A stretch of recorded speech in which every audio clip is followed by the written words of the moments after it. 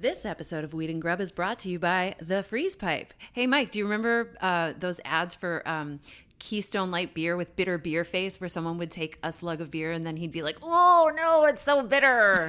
Yeah, more like bitter smoke face. Oh, yeah. Yeah, when you take like a really harsh rip off your bong. Oh, it's the worst. No. So ditch that burning throat and those sore lungs with a freeze pipe. That's right. Freezable pipes and bongs that feature different glycerin chambers to cool smoke by hundreds of degrees. It's no gimmick. There's a reason this American company has been around 7 years with thousands of pipes sold. These pieces really do work. Visit thefreezepipe.com to check out their full array of pipes, bongs, dab rigs, and more. Use code GRUB for 20% off your next order, only at thefreezepipe.com. That's GRUB, G-R-U-B, for 20% off your next order. You're spelling grub like there would be an alternate way to spell grub. What if someone was like G-H-R, umlaut over the U? Oh, yeah. I can see that. Grub. Use code GRUB for 20% off your next order at thefreezepipe.com. Check them out. Hello, and welcome to Weed and Grub.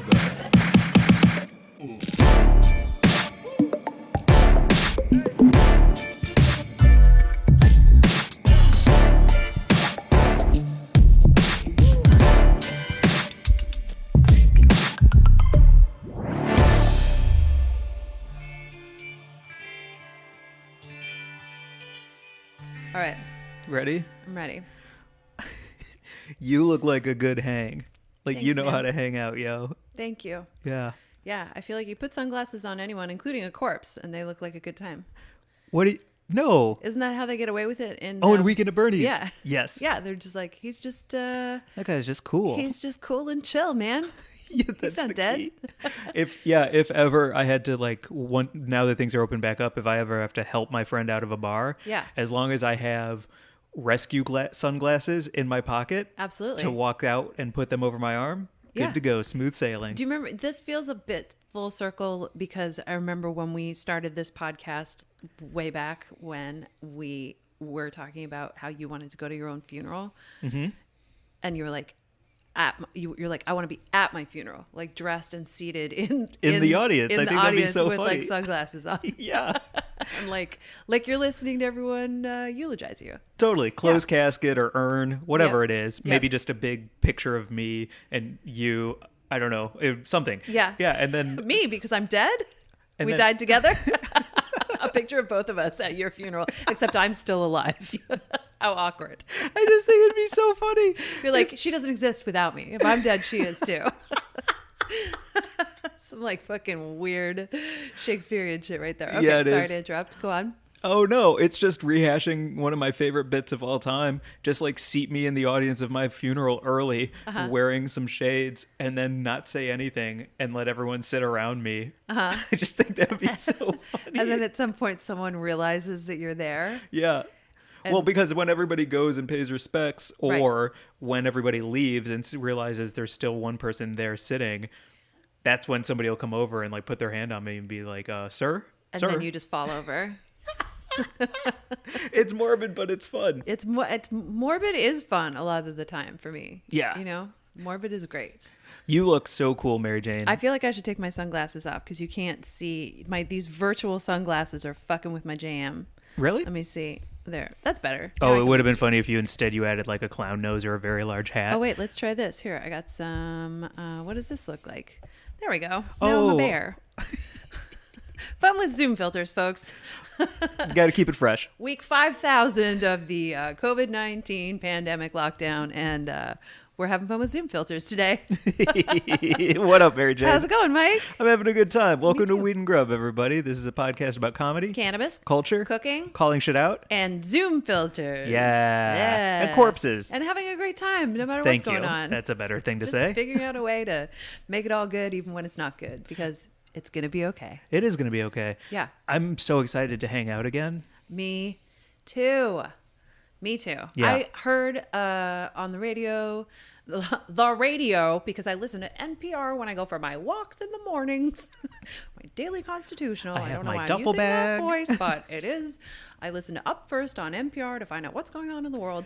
And I did hear that I believe they said a quarter of the American adult population has been vaccinated, meaning that or maybe even half. I don't even know. I can't remember what the statistic was, but it was like Can we call it a third?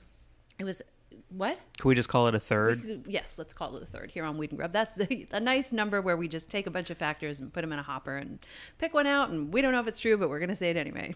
1/3 of the American population has been vaccinated, and what's nice about that is that it means that the rollout is working, and also that hopefully it will continue to work, and it means that, like going maskless outside is getting to be more of an option.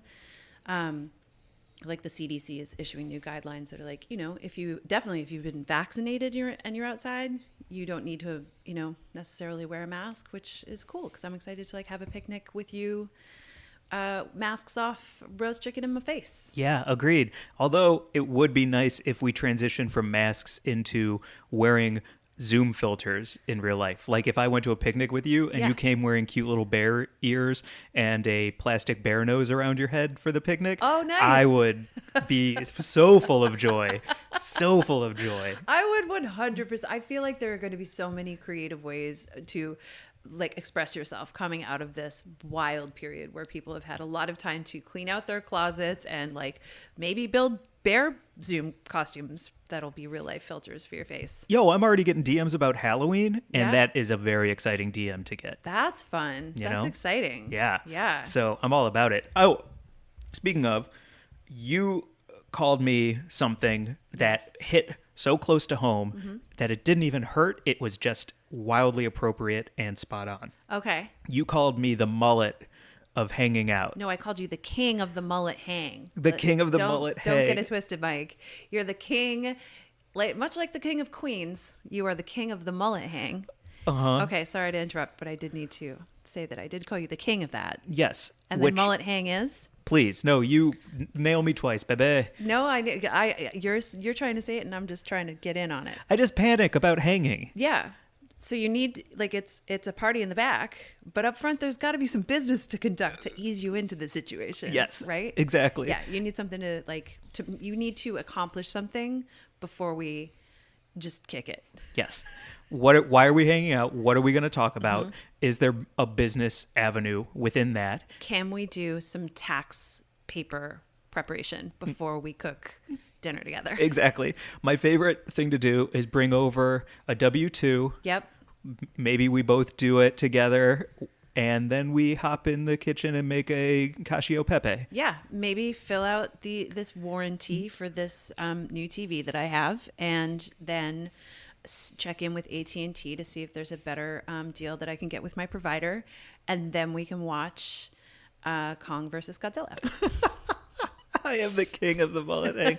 I just panic that if we don't have business to talk about or anything, then what are we going to talk about? And then if we sit there in silence, what a nightmare to have occur. Not true. We do great in silence. But I do know that you like to get, like, if you get, and I appreciate this about you, because if you get one thing done every time we see each other, you're just checking them off the list while also being a good friend and general all-around person and partner in the world. Like, it's very admirable, but there are some days where I'm like, yo, can't you just let your hair all flow free in the wind? And mullet in the front and mullet in the back? Yeah, I know you're like Michael Bolton, with the look, but just be his free-flowing jazz soul, and don't be his like entrepreneurial music businessman side. I'm more like Kenny G. Whiz. Can we just relax for a second? How about that? I really, truly, for anyone who's listening, must say that I did appreciate it when you came over the other day and I was in the middle of stripping my bed and changing my sheets, and you were like, can I help? And you helped me put fresh sheets on my bed in the most wonderful way. That was just so deeply appreciated, and thank you. And for anyone who's listening, change your sheets today. Do yourself a favor. Yeah. It feels real good. First time this year, let's do it. No, I change my sheets all the time. I love changing my sheets. I love a fresh bed. I love sliding into a fresh bed when I'm like clean from a shower and then just eating right now, listen, I've just discovered Ben & Jerry's topped. You like it? You like top? I like getting topped. I do. It's a new sensation in my mouth. It's a little dangerous because I looked at the calorie count and it's much, much higher on that particular pint of ice cream than it would be on, say, a pint of half-baked. And I am eating more ice cream right now because I am taking edibles to get to sleep and I eat the edible and that shit kicks in. And then I'm like, well, I have to have ice cream before I go to sleep. But of course. I must. Yeah. Well, like one of the side effects that needs to be put on cannabis packaging is make sure you have Ben & Jerry's Topped in your freezer. Make sure, or, just something to satisfy that munchie. It might not be the best, but there is something very satisfying about taking an edible, feeling it hit, having some ice cream, brushing your teeth, drinking some water, doing the mouthwash rinse, and then getting in bed and just feeling like you've completed some sort of self-care bedtime ritual that it's not sustainable and it can't be long-term. But right now in this funny little transitional period of my life, this is what is getting me through. And that Topped, is dominating me. It is Topped. It is Ben & Jerry's topped with basically magic gel. I think it's got to be terrible for you. I'm sure there's palm oil in there. And then these like little, I don't even know. Like little Reese's or malt balls or some kind of candy. Yeah, some kind of like chocolatey, malty deliciousness. And there's just like swirls and clusters. And I don't know, it's so fucking good. That's the triumvirate of Ben & Jerry's. Yes. It is a creamy, smooth ice cream. Creamy dream. Cream dream. It is a swirl and a drizz. Yep. And it is some kind of like clusterfuck. Yep. And that is like the key components of any good Ben & Jerry's pint. It is a creamy, dreamy, clusterfucky swirl and drizz. Hire us to write your copy. Yeah, hire us. We got it. It's so fucking good. And I did try the other night to go plant-based. I was like, man, I'm just going to get some Oatly. And that'll be really healthy for me. It'll be better for my whole body. And I just ate it. I totally ate it. And I thought about Ben & Jerry's the whole time. It was like trying to, break up with the dude who's bad for you and go out with that person who might be a better choice for you. And that whole time, maybe you're just thinking about the person who was bad for you. Yep. Is Oatly, I can't imagine the texture of Oatly is going to live up to the Ben & Jerry's cream. I'm sure there's oat milk ice cream out there or oat milk, frozen dessert or whatever it's called that is absolutely fucking delicious because I've had so many plant-based frozen treats that are just as good as ice cream. Truly, truly. This one wasn't it. I see. Yeah. It was honestly. I see. I see. It was honestly the sweetener that didn't. I'm not sure if they were using sugar. It tasted a little artificial. So I would have to look at the ingredients maybe. I agree with that. The Ben & Jerry's ingredients, you look at them and it's just like, yo, don't worry about it. We got you. Yo, this cow came over and she was like, it's all good. She just squirted in here and then we put some chocolate in there and then we kissed it. And a little magic and bliss and we sent it on its way. And the Oatly is, we tapped into a tree. It's like some guy from the whole Oatly ad campaign is that CEO in a field. Have you seen that whole thing? No, I love when a CEO puts themselves at the center of their company like Dave from Wendy's or he's love the original CEO and he's in a field and it was like a famously terrible ad campaign because everyone was like, who is this guy yelling in a field about oats? It's not great. I love oat milk. I use it every day in my coffee. I've replaced my cream or milk situation with oat milk. I'm a big fan. Ben & Jerry's is my nighttime snack, though. It's beautiful. Snack. It's not a snack. It's an indulgence, but it tastes great. I love the size of Ben & Jerry's because it is enough that I will almost polish it off. Yeah. And not feel bad about it because I didn't, but I need it to be overstuffed. Right. Well, I did do the thing the other night where I took 5 milligram edible and I ate a serving in a bowl, like served myself into a bowl. I didn't take the pint with the spoon to bed. I actually made myself a bowl. Good for you. Thank you. And I took it to bed and then I ate another 5 milligram edible and then I just got up and got the pint. Okay. And I was like, what a fucking self-defeating situation. I should have eaten 10 milligrams at the outset, given myself a better serving of ice cream all around instead of this back and forth, two-step shuffle back to the fridge. And then Bobo, who's a cream boy, the cat, was driven absolutely insane by the whole situation. It was, sure. Yeah. Oh, that's awesome. Yep. Ice cream question for you. Yes. Favorite part of the pint? The outer rim as it melts, the top when you open... Did you just hear me talk about Topped? Right. Right. Outside of Topped. Okay. In just a clean pint of B&J. Yeah. Whoa. A virgin pint of B&J. Well, you just said B&J and I'm just, I'm thinking about oral fixations right now. Sure. Yes. It's horny times. Yep. Mm-hmm. Yep. The outer edge as it melts, when you open the pint for the first time, it has the top that is kind of ruffled and eager for your mouth. or the bottom where all of the goodness sat, and you find those extra fudge ribbons, and you can really scrape the bottom sides and clean it out so that it's empty. What's your favorite part of the pint? My favorite part, so I always love to serve myself into a bowl. I actually prefer not to eat it out of the pint because it just makes me feel better to like put it into a bowl and like Self-control. Yeah. I understand. So I love when I put it into a bowl, which means it kind of reverses. So that top part ends up on the bottom. And then that bottom part that's kind of melty ends up on the top. Wait, are you putting the whole pint? Are you just turning it No, around so it I'm slides scooping. into a bowl? I'm scooping. I'm doing a scoop, but I do let it sit out on the counter to soften up properly. And then when I scoop this, like it all sort of integrates perfectly. And then my perfect bite is always the last bite. That like one that's like a little melty and goopy and gooey. And then maybe like, run your finger around the edge of the bowl to make sure you got everything. Yes. How about you? That's so sexy. Mm-hmm. Damn. I can like see like running your finger around the bottom of the bowl. Sometimes it's my finger, sometimes it's my tongue. Yeah. You never know. Sometimes it's Bobo's tongue on one side and my tongue on the other. We meet in the middle. It's like a Lady and the Tramp, except gross. Yeah. Just a woman and her cat. Alone watching Law and Order. Archie's our audience. We're watching Law and Order. Bobo's on one side of the bowl. I'm on the other side. Archie's at the foot of the bed wondering what the fuck is happening. Marishka's on TV. Everything's right with the world. Oh, that's so nice. Yeah. That's beautiful. I think that's very relatable, and I'm slightly jealous of it because it sounds like you have it all in that moment. Yeah, me meeting tongues with Bobo in the middle, definitely have it all. It's a sign of prosperity and wellness. That's when you touch tongues with your cat, who just cleaned his asshole. Right. Gross. Oh, man. Yeah. Top For the record, and bottom. I don't actually touch tongues with him because, I just would never. Yeah, I feel that. That's a crazy tongue. It You is a seen crazy those things? tongue. They're like backwards combs. It's nuts. Yeah.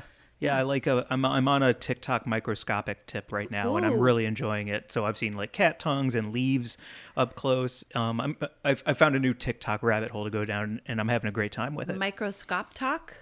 Yes. Neat. Yes. TikTok is the place for all of the knowledge nowadays. You were the one who said, I wish the Oscars were just a bunch of TikToks. It would, it would have been so cool if the Oscars had been handed over to a bunch of these crazy, inventive, and cool young artists who are coming up and doing it fast.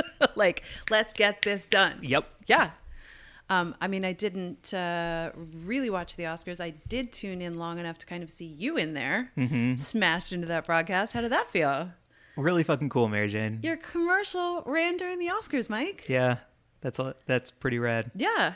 It's cool because top to bottom, it makes me uncomfortable to talk about on here because I don't want to mix my career with this pod. Like that feels weird, but they're related. I will say that like because of how hard that crew worked, because of David the director, because of True, Danny, Megan, because of how hard everyone worked, and the fact that Subway was so happy with that work that they put the money into make it an Oscar commercial. Run it during the Oscars. That part feels really fucking cool. It's a fucking cool commercial for anyone who hasn't seen it. It's Megan Rapinoe basically like correcting everyone around her to be like, don't eat that shit, eat Subway, and then kicking soccer balls to like make you choose better. Yeah, exactly. There's some really cool stories from that day, but I'll tell you them off pod because I don't want to, I don't want to share stories out of pocket, but I'll tell them to you off pod. Well, it's a great commercial and you're very funny in it and you look great. And I think it's so cool that you were in a commercial during the Oscars with Megan Rapinoe. I don't know. That's like Super Bowl shit. Thank you. I feel weird. Cool. Can we get to the news? Yes. Yes. Yeah. Let's get to the news. See, The this is my news. mullet hang. I'm Yeah. like, oh yeah, like let's have some fun. But also, Mary Jane, can we please focus? We got to do some business. Let's get to the Grublik Gazette. Brought to you by OCB, an incredible rolling paper. The Grublik Gazette is presented by OCB Rolling Papers, the largest rolling paper brand in the world, crafted naturally since 1918. OCB offers a full line of papers made with sustainable fibers, no GMOs, and no chlorine. All OCB materials are sustainably farmed for within a 500-kilometer radius of their facility in France, which is powered by 100% green energy. OCB introduced the world to the first natural rolling paper crafted with pure, organic hemp grown in Champagne, France. Just as Mother Nature intended, trust your premium legal leaf to the finest natural and sustainably crafted rolling papers in the world. I just had excellent champagne for my birthday, and I enjoyed it out of a beautiful glass drinking vessel. And I would say I would never again put my good champagne in a solo cup, so don't put your premium legal leaf in anything other than an OCB rolling paper. Enjoy your entire smoking experience with OCB Premium Hemp papers. Visit OCBUSA.com and follow OCB on Instagram at OCB_USA. Shout out to their cones. Shout out to their rolling papers. Shout out to their cool hats. OCB, rocking with them. They're the greatest. And if you like Weed and Grub, please support the folks that support us and check out OCB. They're awesome and they make cool stuff. What's our news this week, Mary Jane? Our news, oh my goodness. Our news this week, well, our fantastic guest this week, Montel Williams, lives in Florida, and we are bringing you a story from Florida, which is reported by Slate.com, which is that the Florida Supreme Court won't let voters legalize recreational marijuana. So basically, the Florida Supreme Court has taken it on themselves to throw out an initiative that would have allowed Floridians to vote on legalizing recreational cannabis for adults. They just took it away? Yeah. So this How was can you even reported on April 22nd. This story from Slate says, on Thursday, the Florida Supreme Court concluded that the state's voters could not be trusted with a ballot initiative that would legalize recreational marijuana for adults. And by a 5-2 vote, the court tossed out the initiative, denying Florida residents the opportunity to vote on it.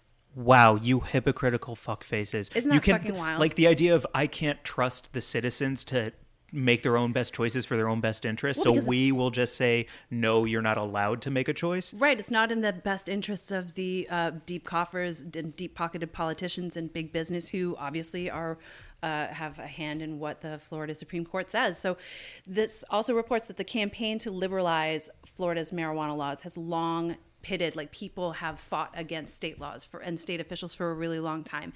And for years, Republicans in Florida basically fought against expanding access for medical or recreational cannabis. But then in 2016, Floridians took the matter into their own hands and they legalized medical cannabis through a ballot initiative. And then the Republican governor at the time, abetted by Republican legislators, attempted to gut the law. And he was like, well, we're just going to limit qualifying conditions so very few people have access to it. And we're going to ban smokable cannabis, smokable flower, that was only concentrates that were available. What the fuck? And ultimately a court blocked that ban and the legislature repealed it. But just now, yeah, so cannabis reform advocates have been now working, because medical cannabis is in place, they've been working to get this ballot initiative to legalize recreational cannabis or adult use cannabis for everyone over the age of 21. And the initiative had raised $8.2 million and it had collected over 500,000 signatures needed to get on the ballot, and its strong support was indicating a possibility that it would actually pass. It's kind of hard to deny all that money and all of those names. Yep. And now the Supreme Court has ruled, and they just threw it out, and they were like, nope. And the way they did it is so fucking shady. So basically, they heard oral arguments about the case that was like challenging this being actually a ballot that would be presented to voters. Sure. And so they heard oral arguments, and then the Florida Supreme Court sat on the case for a year, which was like an unprecedented amount of time just to sit on something like this. And then on Thursday, in an unsigned opinion, a majority of the court held that the language was unlawfully, quote unquote, misleading, which kills the entire initiative. It took issue with a single word, the word permits, which we don't need to get into here, but basically they just like took issue with one word. They threw it out without giving the initiative time to reword it in any way. Right. They waited. They basically sat on it until it was too late for them to reword it. And then they were like, no, we're not going to hear it. And now you're fucking done. And then and on top of that, they allowed those people to speak. Mm-hmm. And said, we will give you this, but in the back of their heads their whole time, they're just like tuned out, probably not listening. And they heard oral arguments, and then they sat on it for a year, and they waited to issue their decision until it was too late for the people who presented the arguments to do anything about it. Believable, but unbelievable. It's truly a case of like politics in the courts. Yes. And it's really fucking not cool. Well said. It's really fucking not cool. No, but it's a serious issue, and I think that it's a big deal because people need like relief. Access yes. and relief. People need access. I mean, we're talking to Montel Williams today. He was talking about how, he uses cannabis and has for 20 years as a medicine. Yes. And he's a Florida resident. And so, it's really fascinating to hear from him and about his story. There are so many people who legitimately have need for access to medical cannabis. And this is just, another way of denying people who might not be able to qualify under the medical laws for cannabis, but still feel the need to like treat insomnia or anxiety or any of these conditions that might not qualify you under Florida law. If you have adult use cannabis, you can access it in that way, and they're basically making it impossible. So, yeah, it's infuriating. Money and power, huh? Money and power, which is so ridiculous because if they legalized adult use cannabis and did it correctly, as we've seen time and time again, we've got now 17 states plus DC who have all seen the light. And the Pennsylvania governor is now tweeting, he's like, I want to come to the party. Like, everyone's trying to get in on it. And so Florida's just... And make a bunch of money. So fucking behind, and it's so ridiculous, and they're so backwards. And, I hope that in, the next 18 months, they look at Virginia, which just became the first southern state to legalize weed. And they're like, oh, we made a mistake. Let's get in on it. Word. Because we've got good friends in Florida. We've got lots of good friends in Florida. We absolutely do. Awesome listeners. And we want everyone to be able to benefit from the plant. Yeah. I don't want to take away from that news story and how angry I am right now. Okay. However, on this Zoom recording of our video, you still have on your bare nose and ears. Oh, I'm sorry. It is so fun to see you in the tall grass wearing a bare nose while talking about how we need to get Florida on the right track. I maybe should have taken off my bare nose filter and ears I don't think when so. I got serious. I would love if there would be more news channels. Yeah. I think you would reach more people and more young people. Definitely. If you were doing the news in an accessible, entertaining way. I would absolutely, if you were a news anchor, I would listen to you say anything if you kept changing up the face. It's honestly, some of the biggest life lessons and morals and ethics were taught to me by Sesame Street. Mm-hmm. Oh, great point.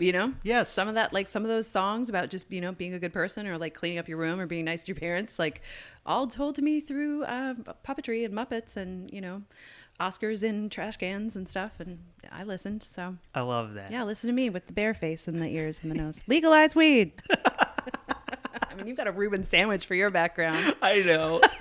Nobody's taking anything we say seriously. They should. But yeah, maybe. We know what we're talking about. We just like to have a good time while we do it. Yeah, we're anti-authorities, I would say.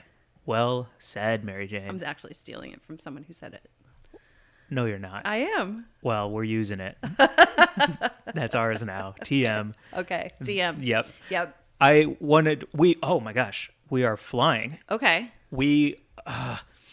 So much to say today. So much to say I feel like I haven't seen you in a while. True that. Isn't that weird? I genuinely miss kicking it with you. So yeah, it is weird. Yeah. I feel like we had such a rush up to 420 and then I just haven't seen you much since then. So True good that. to see you, Mike. Great to see you, Mary Jane. Nice. Do you want to talk about some other topics that we had talked about, or do you want to get to Buds of the Week? All right, Mullet King. Let's get to Buds of the Week. Feelings make me uncomfortable. Business is execution. Yes. I'm a fun hang. You would be great behind a boardroom with a clown nose. A big conference table in a boardroom with a clown nose. Be like, your comfort zone. You're here. Hand him a pizza slice and a gavel. He's good. I'm good. That should be my Halloween costume. Yeah. A pizza slice and a gavel. Yeah, fun judge. That's you to a T. You want to go first with your Bud of the Week, or should I go? Well, you go. Oh, I just dropped my phone. Oh, you want me to shit. go? Yeah. Yeah, please. Fine. Well, what would my costume be? Ice cream bear. Ice cream bear? Mm-hmm. I think ice cream bear and fun judge would be like, yeah, we could go to a party together. Totally. Cool. It's just an excuse to snack in public. Yeah. If I were ice cream bear, I would definitely keep... Oh, no, that would be kangaroo. We could even give you like a Winnie the Pooh size honey pot, but fill it with Ben and Jerry's. I was just going to say, I need a cooler full of ice cream with a spoon. So, I would go as Winnie the Pooh. That's a good idea. Yeah. Okay. You don't even have to wear pants. The whole Archie thing could works. be Piglet. Or no, he'd be Eeyore, I guess. Archie's super He's Eeyore. so Eeyore. What are we doing here? God, can everybody lie down? I'm uncomfortable. What are you doing? Okay. Buds of the Week. Buds of the Week this week. I'm going first. Okay. My Bud of the Week this week. I feel like this is almost a loose moose, even though it's not a loose moose. We're just having a great time, which is very fun. My Bud of the Week this week is our dear friend and fabulous podcaster from the Basic Witches podcast, Leah Knauer. Leah is killing it right now. She's doing so much cool stuff. She's in a show here in LA. You can follow her. IG is Leah Knauer, which is Knauer. And she's in a show. She's doing all sorts of amazing, Instagram content where she's giving out great advice, and she's got an inspirational deck that you can buy of tarot cards, right? It's like An inspo tarot deck, or is it pull some inspiration each day? Yeah, they're like pull some inspo each day from this deck. If you just like need a little word of sort of like support, something to bolster you, something to make you think about your day in a different way. And I'd rather pull from Leah's deck at the beginning of every morning instead of check my fucking email. Yeah, don't read Twitter. Just pull one of Leah's cards. Yeah. It's going to tell you you're beautiful and you're loved. So Leah, she's in this show that looks amazing right now. You know, it's all on her IG. I just want to shout her out because she's a really special, beautiful, inspirational human. We just had a great time with Leah and Rachel from Basic Witches on their IG Live for 420.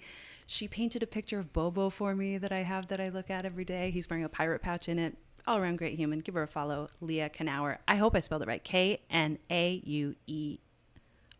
Leah Knauer. Awesome. My butt of the week this week is Taylor Murphy at Taylor Murph2, which is TAYLOR. Murph is MRPH2. Taylor Murphy, Taylor Murph2, who wrote to you in the DMs because of our gift horse talk. That's right. Was that on the sesh on our Patreon, or was that on a recent episode? I can't remember anymore. I can't remember where anything was, but we did have a rollicking good conversation about what exactly a gift horse was, and Taylor let us know. Taylor tuned in and actually said the phrase "don't look a gift horse" comes from when you used to check a horse's health by checking its mouth, and if you check the mouth of one gifted to you, it says you don't trust the person who gave you that gift to give you something good. So it's like, don't try and find fault in something that has been given to you. Yes. So such great advice. Yeah. Such cool history. Such great manners, too. Such great manners. Taylor, thank you. You're so cool. That's awesome. Yeah. Yeah. Yeah. Don't say thank you and be like, actually. And it was so funny because I think our conversation, you were like, a gift horse is when you turn 16 and your parents put a bow on a horse and put it in the driveway for you. Yeah. And I was like, no, it's from Troy when they rolled it in through the gates, and everyone was like, look, a giant horse, that's a gift. Turns out it's neither of those things. So thank you, Taylor. Yeah. Also, not gonna look your gift of knowledge in the mouth. Definitely not. Not gonna question it. Not gonna question. But it's fun to like have those high musings and be like, what is it actually? And then have someone write in and tell you. Yeah. Next time it'd be cool if all of us are like in a smoke circle hanging out. Yeah. And Taylor just comes through and hits us with like real fact, and everyone's like, yo, dang, that's awesome. Yep. Because Taylor's bio on Twitter says, just a hippie soul living my best life. Nice. Real talk. That's the way to be. Sign me up. Yep. So thank you so much. And thank you so much for sharing knowledge that now I'm going to go and be like, oh, I know something cool, because that's what it's all about. Yeah. And also thank you. I got to thank Elevate Accessories for the dugout that they sent. I got this maple dugout called the Colfax from Elevate. It's got Weed and Grub inscribed on it. It's got my Instagram handle on the side. It comes with a glass one hitter. It fits the perfect amount of weed. It works beautifully. I feel so cool with it in my pocket. It's the best. The dugout, for me, my favorite part of it, because I've been using it a lot. Yeah. It's something that I throw in my bag every single day. Yeah. And because we're lucky enough to be able to walk around these streets and, hit it when we want to hit it. Yep. The magnetic top and bottom of it. So Yes. I fidget a lot and I need something in my hands quite a bit. And having a dugout that is magnetized so the top and bottom click together, I'm clicking it so much. I know when it's in my bag, it's not going to break apart. My everything is going to fall everywhere inside my weed. bag. Yeah. Yeah. It's a fun thing to have in my hands. And also I trust it as a product because it's so well made and so well thought through. Yeah, it's the greatest. And honestly, anything with my name on it, like the monogrammed aspect of like having a dugout with Weed and Grub on it, and you and I each have one, and then I can look at yours and know that it's yours because we've got our handles on Weed and Grub dugouts. They're beautifully made. So go to elevateaccessories.com. The Colfax dugout is the one that we're talking about. It's made of maple. There's an assortment of dugouts on there. They're so cool. They also make the Elevate Bubbler that we were talking about a couple of shows ago and that we have on our IG. They're just really cool. Absolutely. Check out their IG. It is at Elevate Accessories. And if you just need a new glass pipe, get a glass pipe from them. Their stuff is well made and well thought out. I'm repeating myself because I get excited. Yeah, I think the thing that I love the most about it is that it's low key. So many smoking accessories can be very high key. And this is just very low-key and chill. And I deeply appreciate that. So thank you, Elevated Accessories, for our dugouts. Absolutely. Also, when you said Loki, I was thinking about the impish god who fights against Thor. Oh, Loki. Yeah, I was like, that'd be a cool pipe. You smoke out of that A headdress. high-key Loki A pipe. high-key Loki pipe. How cool would that be? That'd be dope. Do you want to get to our VIB, our very important bud? How can we not? How do we give an intro to a I think we just human say. being who is so spectacular in every way, has done so much for the cannabis community, has given the world so much of themselves while continuing to work really hard to change the world? I don't know how to say enough about how much I respect and am thrilled that he wanted to be on our podcast. It's Montel Williams, everyone. I mean, Montel Williams was on TV when I was growing up, and he has been an advocate for cannabis for the last 20 plus years, and a very outspoken advocate and medical cannabis consumer. He's changing the game from the inside. He's got so much to say. He's got his own podcast. If you haven't checked that out, Mike was a guest recently. I was a Yes. guest a while back. Let's be blunt. Yep. He's fascinating. He's so he's just so interesting too. I love the way his mind works, because he'll like be going in one direction, then all of a sudden he'll just like take a hard right and tell you a crazy story that you definitely weren't expecting. Like, he has some good stories in this interview. Absolutely. Yeah. Let's get to it. Yep. This was so fun, Mary Jane. It was so fun. Thank you so much, Montel, for kicking it with us. Come back anytime. Please. Yeah. Without further ado, here is our interview with Montel Williams.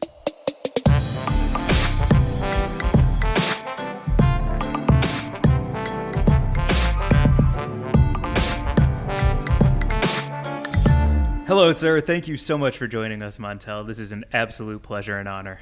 Oh, no. Right back at the two of you guys. Congratulations on all of your success. I feel like right now we're talking to you in such an interesting time in your life, because, we have known about you and your work for so long, for most of my life, for your whole career. And now we're talking to you as a cannabis advocate and entrepreneur. What is your world like right now? Well, when you say right now, you got to remember, I've been a cannabis activist for now 20 years. Long before this was Vogue, long before this was, the Green Rush, I was involved in literally almost every state that passed some form of legislation, past state number 13. So way back in the day when it was not Vogue, and literally a lot of Hollywood didn't support, and a lot of people who now have jumped on board the bandwagon were literally naysayers 20 years ago. I'm talking, let's go back to the year 2000. You've got to remember, we've lived through the last 20 years of more incarceration than you can even imagine for cannabis. And so when I stepped out of the shadows, back then it was entirely different than it is today. Yet, in some ways, I feel like we're getting ready to go through another one of these, it's like on the roller coaster. We were going on a real nice high for quite a long time. Then COVID hit.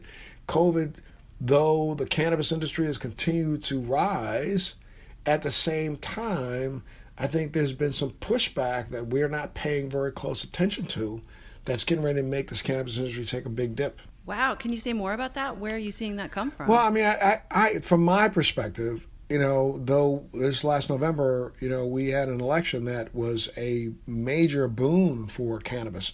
5 brand new states with some sort of new legislative bills are passing. You look at the states like New Jersey and all the big states that are literally now passing recreational, amendments to their constitution. That's, you would think on the surface, tells us that we're headed in the right direction. But then you look at states like, South Dakota and several of the Midwestern states that are now suing and trying to pass legislation to override or overrule the will of the public, of the constituency. That's scary to me. And I'm so sorry. You guys live in California, but, last time I looked, California is still arresting people for minor cannabis offenses, which is ridiculous. And all over the nation, we're still seeing minor cannabis, arrest for just, non-violent crimes. It's ridiculous to me. And I don't understand why. I don't understand why there's just not even a moratorium. That the president tomorrow said, here, I'm putting a stamp, moratorium, no more cannabis arrests in America. He claimed he was going to do something while he was running for office. If you remember, it was part of their campaign, both he and Harris's campaign, that they were going to do something on cannabis in the first 100 days. Well, first 100 days is coming on. Haven't heard the word cannabis come out of their mouth. Except to fire people. Yeah, except to fire their staffers. Yeah, and that's another one. To fire staffers who had previous cannabis use. Come on, man. So as much as we take a couple steps forward, it seems like we're taking steps backward. But then again, you look at a state like New York that just passed, probably the most, I don't know what I want to call it, the most comprehensive, most legitimate, to me, realistic cannabis, adult use law in the country. Yeah. And we haven't even started to feel the pushback from that. Do you have faith? Do you think that this current administration will eventually put their money where their mouth was? I think they're full of crap. Yeah. I think they're full of crap. I think I've said this, and I've been saying this for the last 20 years. It's going to take a Republican to do this, and the reason why it's going to take a Republican is because they look at it from one standpoint, from the money standpoint. That's the reason why the hemp bill passed. Come on now, McConnell understood very clearly that he could help his boys and make sure he gets reelected in Kentucky. A equals B or A plus B equals C. That's the reason why it got passed. It had nothing to do with his belief in hemp. It had something to do with to make sure he wanted to stay entrenched and keep his job so he can continue to make the millions that he's making. So it's going to take a Republican probably to do this. And, hopefully we won't get a Republican the next time around. So it might be, six, it could be 8, 9 years before we see something happen, which is ridiculous. Especially when the will of the people have spoken. You've got people in this country, I've seen polls recently where they run in the high 80s, 80% plus believe in medical cannabis. 71 to 75% believe in adult use. Excuse me? From your standpoint as a titan in the entertainment industry, as a longtime cannabis advocate, as someone who has a long view of the political game behind legalizing cannabis, how do you feel about people like Martha Stewart or any of the other celebs coming online with getting into the cannabis game? Does it make you I throw can't up imagine sometimes. how it feels. I throw up sometimes when I see some of these people Yeah. who have jumped on board a space that 10 years ago they would have stood in front of a group of people saying, "Oh, these potheads are really," with all the mouth. It's just like looking at the pharmaceutical industry right now, which is trying their damnedest to get in, buy up, and take over this industry because so that they can figure out a way to lie and say that a synthesized product works better than something that God put on this planet. So it makes me sick to my stomach. And I'm not pointing out individuals, but there are those who have been around since day one. People like Redman, people like Snoop, Dre, lots of people who were out there, and there are a lot of people who are still in prison today, 20 years later, in states where there are people who can run out and make money for selling more than they got busted for, got put away for life for. So, I hate to sound jaded, but, I don't have a lot of faith in recent months, I've started to lose some faith in our entire system here, this place that we call America, because I think that we've literally turned our backs on what we were founded on, and we continue to turn our backs even harder. And would you say that we were founded on helping each other, like the greater good, lifting each other? Like where are we at now? I'm going to tell you that that is part of America has done a really good job of lying to the world about what we thought we were all about. Liberty and justice for all meant nothing about liberty and justice for all. Liberty and justice for all was written on a piece of paper at the same time that America, perpetuated one of the greatest genocides in history, which was the destruction of and the killing of indigenous people in North America. Yet there was liberty and justice for all. For all who? Liberty and justice for all when we saw every ethnicity of different European come to this country and be abused for hundreds of years, even to today. Liberty and justice for who?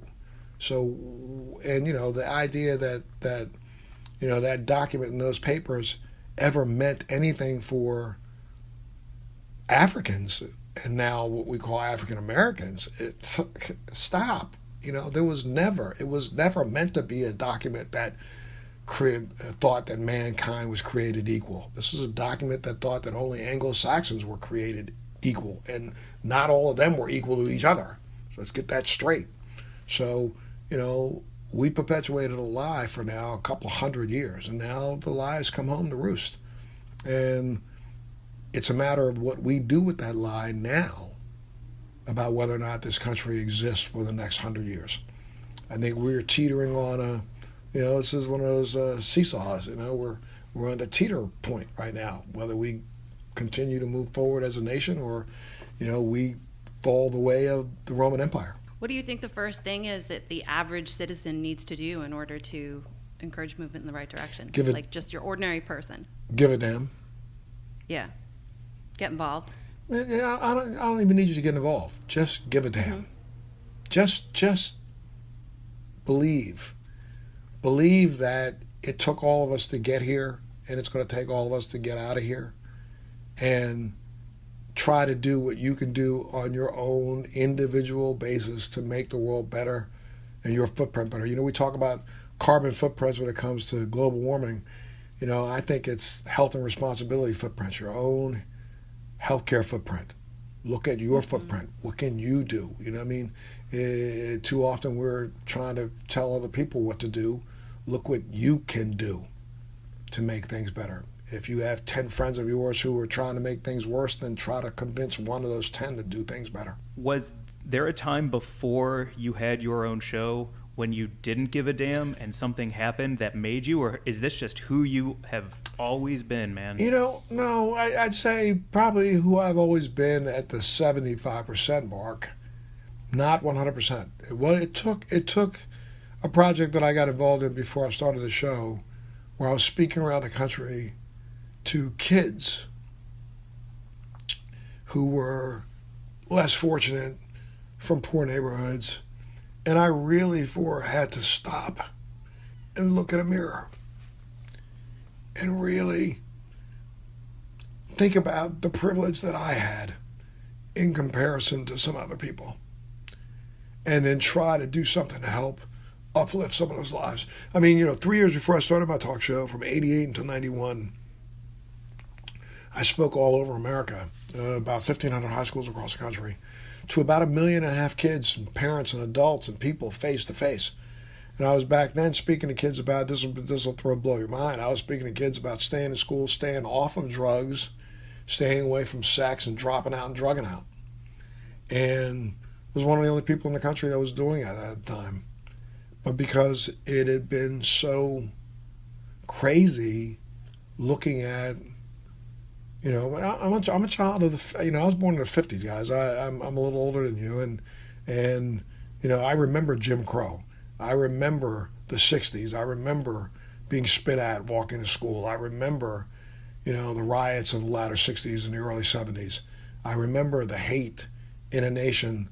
The only thing that really literally made us look to the right or left because of the hate that this nation had is the Vietnam War, where we focused on something else for a little while until that went away. Then we came back to hating people. Then we went away. Then we came back to hating people. And we go away. And we come back to hating people. Look, we looked away from hate during the Persian Gulf years.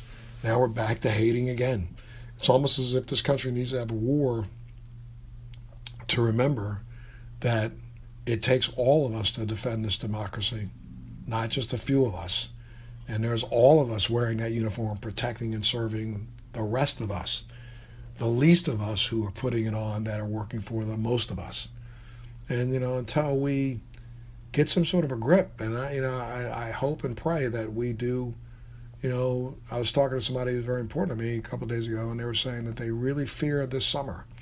Because if the summer's heat is like it's been in the last couple of years and we have a really, really ugly hot summer, this could be one of the most violent summers that we all recognize in our history. And I hope and pray that they were wrong. I hope and pray that we now say, damn it, isn't enough? It sounds like you're what you're saying about, it starts with personal accountability. Like the only way to fix anything is to start with yourself and do your best. Absolutely. Right? And I'm glad you said, and the weed industry needs to be held accountable right now, because we are consuming more energy than we necessarily need to. We've turned this into some bourgeoisie bunch of bullshit, where this is a weed that has been growing on the planet for now 5,000 years. Let the weed grow. Harvest the weed. Pick up the weed. Figure out a way to, if you want to process it a little bit, you can process it, but you don't have to process it, to the tune of more water than ever used for any other crop being grown in the United States. More pesticides. Come on, man. Do you think that if we're able to properly address some of the problems in the cannabis industry, that weed will be able to be a tool for good to change some of the problems that we see with systemic racism, to combat climate change through the use of hemp as a renewable resource, all that kind of stuff? Do you see weed as something that can save the world? Weed is what created the new world. People won't even give it credit for what it's already done. If it was not for weed, there would not be a United States of America. If it was not for weed, there would not still be a European Union that now just folded, but there wouldn't have been one. Because you got to remember that back at the end of the 1500s and early 1600s, every sail, every rope that was manufactured in the world was made from hemp. All the clothing that our Revolutionary Army wore was made from hemp. All the clothing that sailors wore at sea, made from hemp. People ate hemp seed porridges because back then mankind recognized that the hemp plant was one of the most protein-laden plants on the planet. Hemp is what built America. Every one of our forefathers grew hemp. Back in the turn of before the Revolutionary War, it was, you weren't even considered a patriot unless you grew hemp. When they scraped out Benjamin Franklin's pipe that was sitting on his desk in the Smithsonian Institute, they recognized that homeboy wasn't sitting around smoking tobacco at night. Of course he wasn't. Because times were tough back then, man. People need to have something that could take their mind off of the misery of the day. And they did it. So when you say, is it something that could change? Is it something that could actually change the earth tomorrow if we just got out of our... And remember, the reason why it has been illegal for 100 years has nothing to do with it being a drug. It had to do with the racist attitudes of separatism in this country. We vilified it in the world. I made the world sign on to a treaty at the UN that would no longer sell hemp around the world. We did that. Why? For racist reasons. We needed to have a new re-enslavement tool. We needed to have something that could justify enslaving every person of color that you could see walking down the street. And what I mean by enslaving, I meant by putting them in the new slave, houses, the prisons that were literally built all over the country to make sure that you could put away as many darkies as you could. And, so it's time that we recognize that if we started using hemp again and we started using this plant the right way, you're right, transformative. It's the only plant, not the only plant, it's a plant out there that even once it's dead still absorbs CO2. Wow. Isn't that amazing? You can use it in bricks and build brick buildings, and literally the buildings would be sequesterers of CO2. Wow. We can put it in fields and leach out all the heavy metals and all of the toxins that we've been flooding it with for the last 100 years. Wow. We can use it in clothing. We can use it, it goes on and on and on and on and on. I'm sorry, but if we made bricks out of hemp and they can do that with CO2, we could have buildings in cities that would almost like replicate the Amazon rainforest. Correct. And that's crazy. Correct. That's unbelievable. You could also do buildings in cities with living gardens on the outside of them. We don't need vines growing. Grow hemp along the outside of the building. And that hemp grown on the outside of the building would be an unbelievable insulator. And then it would also have the ability to store CO2. And look, you don't have to do it on everybody's house. Come on, we got parking garages all over the country. You have outsides of bridges all over the country. You have structures that you could literally just line with hemp plants and start sequestering CO2 immediately. Can you just tell us a little bit about your journey toward cannabis? Because I know you didn't grow up as a cannabis user, and then the military, right? I'll tell you the truth. I was a cannabis user before I went in the military. I probably started smoking when I was about 13 years old. Okay. I was introduced to it. I was a person who played in a couple of bands when I was young, and musician. And I literally was in one band where everybody in the band was over the age of 21. We played, and I was 13 at the time. And our band played in nightclubs. I used to not be allowed to walk in the front door of the nightclub. I had to go in the back door of the nightclub. And I had to leave whenever we had a break. So when we had a break, I had to get off the stage and go out of the club because they were serving alcohol. And, my band members would go out and jump in the van, and, they go out, jump in the van, shut the door, and leave me standing outside because I was the youngest person in the band. I was like, dude, come on now. Nah, man, you can't. You can't. And then finally, one of my band members let me sit in his car, and he fired up a joint, and that's the first time I tried it, and I was like, well, excuse me. I thought I had one of the best performances of my life that night. And then, but I was kind of like a recreational user through school. I did more cannabis smoking than I did during drinking. But then I enlisted in the Marine Corps, and that brought that cannabis use to a quick halt, screeching halt, because you got tested. And I entered the service in the 70s where, we hadn't started our huge push on the war on drugs yet. It was starting to begin around, 76, 77, 78 while I was at the Naval Academy. And, I went on to be tested for drugs all the way until I got out of the service. And like I told you, I started a program in 1988 when I got out of the service. Well, I was on my leave time speaking to kids around the country, and I was trying to get kids to understand that they should stay away from the negative youth trends of the day. And I spoke all over the country about that. But then, it's really, really strange. Around the same time that I started experiencing some symptoms of MS, not knowing that it was MS at the time, I recognized that, there was a difference between, this is why I finally got out of the service, or I was in the reserves. I started, my talk show in 91, started attending parties in California. And of course, in California, you go to a party, somebody's standing out in the backside, smoking, lighting up. And I remember going out one night with a couple of people who had gone out back to hit, and realized that, what, I feel a lot better doing this than I do drinking. And I started gravitating towards cannabis then, but not fully until my diagnosis with MS. And leading up to that, I realized that I definitely felt 10 times better smoking than I did when I was drinking. So when I finally got diagnosed with MS, which was really officially 2000, doctors put me on a course that, back then and even to the day, most doctors' first weapon against pain, and especially neuropathic pain, was opioids. And so back then, I almost became an opioid addict because when my initial symptoms of MS was extreme neuropathic pain. And I finally had a doctor friend of mine, this was early in 2000, who said to me, look, dude, 2001, I'm not writing any more scripts for you for the opioids because your kidney's going to stop. And you're going to have to literally lay off this stuff. And I was taking quite a bit. And he said, but I heard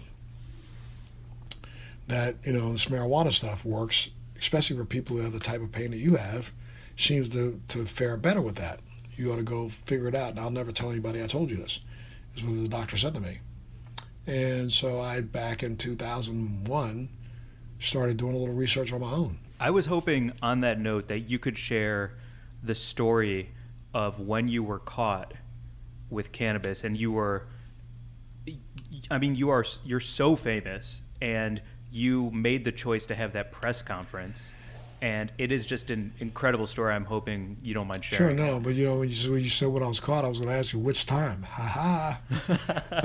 Oh yeah, that's right. Yeah, because it's really very interesting. I've been stopped 3 times, once by international Interpol for carrying cannabis. I'll tell you that story too. But this was, I cannot remember which year. I keep it through. I think it was 92. 2002. I was going through the airport in Detroit, and I was passing through. I was a connecting flight, and here's what was really weird. I had stopped. I had been in California for about maybe a week and a half, and I was literally dude, I was having my own fair good time, and en route to the airport, I stopped at a glass blowing, or I saw a pipe shop, head shop, heading to the airport, and they had some really great glass in the window. I said, "Stop the car!" Stop. Got out, went inside, and I found this really still to today. I'm gonna have to get a glass blower to make me another one, but it was this really incredible pipe that was it was expensive. This thing was like $495. It was a glass egg about that big around. And when I say egg, it was shaped like an egg, a little fatter on one end, tapered off on this end. The tapered off end had a hole in it. In the fat part, they had a cutout, like a bowl in it, divot about a half a finger deep.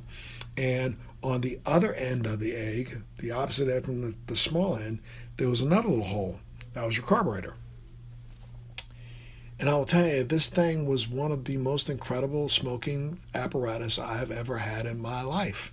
Because literally, as you drew in, it literally caused a vortex because of the shape of the pipe inside, and you could watch it vortex right out the hole. It was always cool because it seemed like it cooled down a little bit by the time it got to you. Beautiful pipe. But anyway, so I bought it because I just didn't put anything in it. I wrapped it up in paper. It still had the price tag on it. Put it in my carry-on bag because I didn't want it to break in my luggage. Jumped on a plane to fly through Detroit. Unbeknownst to me, in Detroit, the state of Michigan had just passed a anti-paraphernalia law. So I get to the airport, get off the plane, getting ready to go get on my connecting flight to get to New York, and I had a couple hours, and inside the terminal that I was at, there was no decent food. I asked the guy, so the food's outside in the outer part. You can go through security and come back through. Cool. So I went out. Still got my tickets in my hand. Ate. Coming back through TSA, here's this overzealous, troll who literally sees on the x-ray this object, pulls my bag aside. I'm like, what? Pulls my bag aside, opens it up, pulls up my, what's this? I said, what's it look like? It was an egg. It's not an egg. This looks like a pipe. I said, well, it is going to be a pipe, but it hasn't been a pipe yet because it hasn't been used. You have to stand over here. Next thing I know, she's calling the state police. Now, I'm standing over to the side. I'm like, what the hell are you pulling me aside for? And, there's people standing around because Montel Williams is being held over to the side by TSA. Here comes 2 state police officers, one with a dog. And they come over to me, and the cop comes up and says, Mr. Williams, I'm so sorry. So are you, did you just get here from Detroit? I said, no, I'm flying through, man. Here's my tickets. I just came in here from L.A. And when I got food and I was coming back through, he goes, they shouldn't have stopped you. I said, I know they shouldn't have stopped me. He said, well, we have a paraphernalia law, and this is, drug paraphernalia, and unfortunately, you should not have been stopped. But since she stopped it and confiscated, we have to confiscate this, and I'm going to have to write you a ticket. I said, what? Because I'm going to have to write you a ticket because you technically do have paraphernalia, but I'm on federal property. I'm not on state property. I'm in the airport. He said, you're right about that, but I still have to write you a ticket. I'm not going to arrest you, but I have to write you a ticket. So he writes me this ticket, kept my $495 pipe. Damn. I know, damn. and sent me on my merry way. And it was that Monday morning, this was I think it was on a Friday. And by Monday morning, every newspaper in the country, Montel Williams gets busted for pot in Detroit. I wasn't busted for pot. It goes before the judge. The judge throws it out with prejudice. And I should have also said the state police officer said I really wouldn't have, Mr. Williams, I wouldn't even have stopped you if you had cannabis on you. I know what you said, what you've been talking about a little bit on your show. I know there's a medical reason why you're doing this, so I apologize. And the judge wrote an extensive thing about the fact that I should never have been stopped. But because all the newspapers across the country made it look as if I was carrying, a couple of ounces of pot through the airport, I decided, you're not going to throw me under a bus like that. Hell no. So I went ahead and held a press conference that afternoon and said, let me stop you for a second. All of you guys running around here wondering about people who use medical marijuana. Well, I'm one of them. And I'm going to do so for the rest of my damn life. And, I could care less what you think about it. And, as long as I don't have anything on me, you have no right to bust me. So you leave me alone. And I think that, to be honest with you, in some ways it put a target on my back. But in other ways, it put a X across the target. Like, don't mess with him because he's about ready to call you out for your stupidity. And the judge made some statement about the fact that he had a family member that was using cannabis that had cancer. So that's really what opened up my outward advocacy, because from that moment on, I didn't shut my mouth. I got tired of it and decided it was time to let's step up and speak some truth here. You know what I mean? Because at the end of the day, you wouldn't have said nothing about me. And this was back in 2001. They wouldn't have said anything they didn't say anything about the fact that I had 200, Talwin in my bag. They didn't say I had 100 Percocets in my bag. They didn't say I had over 150 Vicodin in my bag. I had 500 pills in my bag that nobody said a word about. But you say something about a glass pipe that's never been used before. Are you kidding me? I dumped that. I remember, I'll never forget, because I literally, I forgot that I had all those pills in my bag to begin with. But I dumped them all that day. That was the day I said I'm never using again. I'm not using an opioid again. Because if they can bust me for this, they bust me for that. But I dumped them and literally just concentrated on cannabis. And after that, I've been stopped a couple of other times. I literally was going on a vacation with my wife, and we were headed to meet some friends in Dubrovnik, and I was flying through Germany, and I literally, this is just the case of the dumbass. A week before, I had this little container about that big that I just would always keep just a little bit of kief in, smashed down, so that if I was in a tight spot, I'd be able to just step out, tap a little bit on the end of a cigarette, go take a hit, and I'd be okay. And I literally, remember before I left to go overseas, I took that bag apart, put it back together again, and I didn't see that little container. So in Germany, you go through security once, and when you come in on a connecting flight, you go through security again. So I was connecting through Germany to Dubrovnik, went through the security again, and I had this Broomhilda security, TSA kind of person, dug through my bag, found a little container, and went, well, what's this? And I was like, come on, man. I didn't even know that was in my bag. And she called Interpol. Oh, and nice. I'm thinking, holy moly, I'm about ready to go to the gulag. I'm headed to a jail, be tied against the wall, beaten. And literally, the Interpol was a woman and two guys. And the two guys were undercover in the airport. So they look like, just crazy biker, traveler kind of guys. And when the woman walked up to me, I'll never forget this. The woman was walking up to me, she's in her uniform. And the two guys beside her, again, look like something straight out of Hell's Angels. And they're walking up, and the one guy's got his phone out, and he's looking at me. And remember, the woman took some information, and he's looking on his phone, and 3 steps away from me, he grabs the woman by her arm and goes, shows her the phone. Yeah. And the phone is clear. I saw there was my picture on it. And she's reading his phone. She put it down, and she came over and goes, Mr. Williams, I see you a cannabis, she's a marijuana advocate in the United States. We just passed a law here in Germany to allow for medical marijuana. It doesn't start until December, though. So I'm going to give you this back, but you cannot smoke this in the airport. Please do not. And you go on your way, and we're sorry we stopped you. I was like, what? Ooh. What? And, what was even funnier about that was that while that was going on, there was some asshole, about 20 feet away from me taking a video of this. By the time I landed in Dubrovnik, they had already given it to TMZ. Ugh. Right. Of course. Of course. Oh. Yeah, it was crazy. Wow. Yeah, that was one that stopped. Wow. My heart stopped on that one, boy, I'll tell you. Yeah. Interpol. Yeah. It's like a scene out of a James Bond you movie ain't or kidding. something. You ain't kidding. Mm-hmm. And and it was a scene because literally the woman looked like Brigitte Nielsen.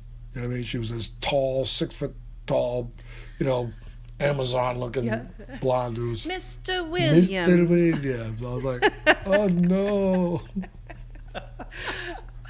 We have to wrap up a bit. Oh, sorry. We've given you. Well, no, we want to respect your time. So, I could, if we want to talk forever, I would love to talk about aliens. I would love to talk about food. I mean, we've really just scratched the surface of hanging out with you. Truly. Oh, absolutely. Yeah, I think you'll come back anytime. I wish we could have talked a little bit about food. I know you guys are really big on food. I was having a conversation today with someone because, New York is really about to set it off. And, even though they have not put their administrative rules in place yet, the marketplace has already decided they're going to make the rules until you tell me it's wrong.